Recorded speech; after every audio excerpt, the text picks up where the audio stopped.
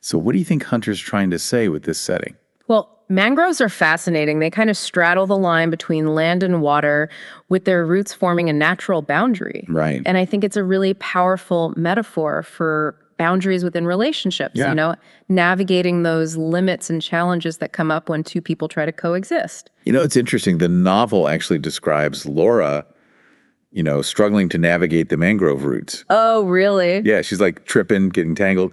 It's almost as if she's like physically embodying the difficulties of finding a comfortable balance in a relationship. Exactly. It's like, where do your boundaries end and the other person's begin? How much do you give? How much do you hold back? Right. It's this constant dance, this negotiation Barely. that requires careful navigation. And it's so interesting that mangroves are also known as these places of transition and transformation. Oh, they are. Yeah. It almost hints at the personal growth that Laura and the sea sprite might experience throughout the story. Sure. I mean, they represent that liminal space, that in-between zone where real change can occur. Absolutely. It's not just about challenges. It's about the possibility of something new emerging. I like that. So we've covered a lot. But metaphorically speaking, we're still in pretty shallow water. Okay. The novel takes us on this journey into the underwater world next.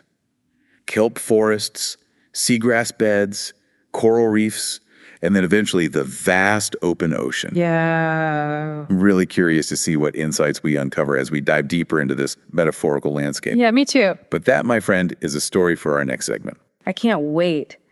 And as we journey further from the shore, the novel kind of takes us into this vast expanse of the open ocean. It's a natural progression, right? Like we're moving further into the depths of their inner worlds. Yeah, exactly. Leaving the familiar shores behind. I'm excited to see how this new environment reflects, their emotional journeys. Yeah. The open ocean with like its vastness and unpredictability. It's such a strong metaphor for all the uncertainties and risks in any, deep relationship. But there's also that sense of freedom out there, Absolutely. and possibility. Yeah.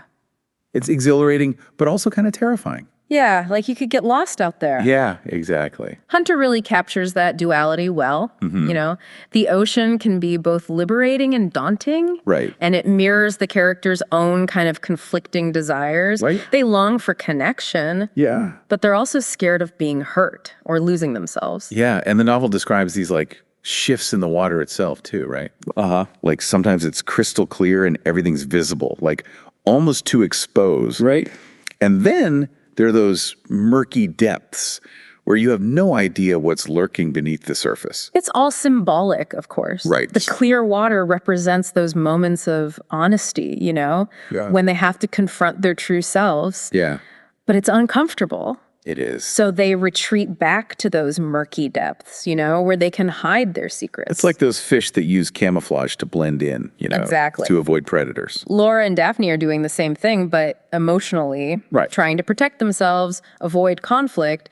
But that comes at a price because it prevents real intimacy, real connection. And then, mirroring that tension, Yeah.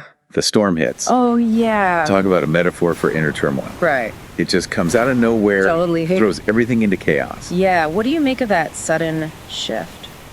Well, I think Hunter's using this classic, literary device Yeah. of a natural disaster Yeah. to mirror the emotional upheaval. No, it's like all that repressed anger Yeah. and resentment just erupts. The imagery is so powerful. The crashing waves, the howling wind, the feeling of being completely overwhelmed. Yeah, it's visceral, and it forces Laura and Daphne to face their shadow selves. Right. Those darker parts. Yeah. They've been trying to suppress. Exactly. And there's also that breakdown in communication during the storm. Right? Oh, for sure. Like they're yelling, but their words are lost in the wind. It highlights the destructive power of, those unspoken emotions. Yeah. It's a wake-up call, a sign that something has got to change Right. before it's too late. And then they get swept under, Oh, pulled down into the deep ocean. yeah, that part had me on the edge of my seat. You too.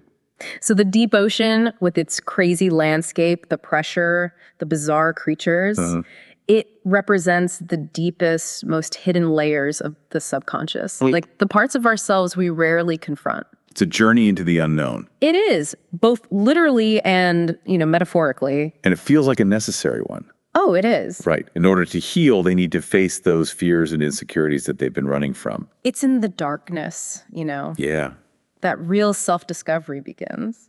I'm struck by how the storylines split here, you know? Yeah, how so? Laura's having her own internal reckoning, but Daphne is going through this, like, healing and emotional release, Right. guided by those mythical nereids. It's really interesting how they're juxtaposed. Yeah. Laura's journey is one of solitude and reflection, confronting her flaws and the impact of her past, Yeah. But Daphne is being nurtured, supported, Right. given space to process her trauma. It's interesting because the nereids offer Daphne these sea treats, massages. It feels very mystical. Yeah, and it symbolizes the care and compassion needed to heal from trauma. Yeah. It's not about fixing someone, but providing that safe space for them to find their own strength. Laura's journey feels much more, well, solitary. It does. Like she's alone with her thoughts, forced to confront the darkness. And that solitude is essential for her transformation because she needs to grapple with those negative patterns, those self-defeating beliefs Right. that have been holding her back. And it's down in the deep that she finally has that breakthrough, She does. that forgiveness. Yeah. She lets go of the anger and resentment toward her mother. Forgiveness is powerful. It is. It's not about condoning what happened, but releasing yourself from those negative emotions. Right. It's about moving forward. So it's like she finally breaks free from the shackles of the past. Exactly. And that lets her see herself and her relationship with Daphne differently. How so? Well, she realizes she doesn't have to control Daphne. Daphne can find her own way. So both of them are down in the ocean, Right.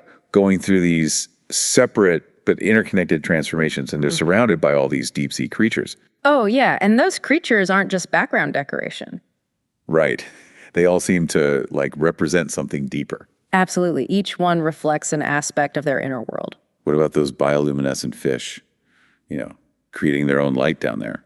I love that imagery. Yeah. It represents resilience, Yeah. finding hope in the darkest places. Okay, that's beautiful.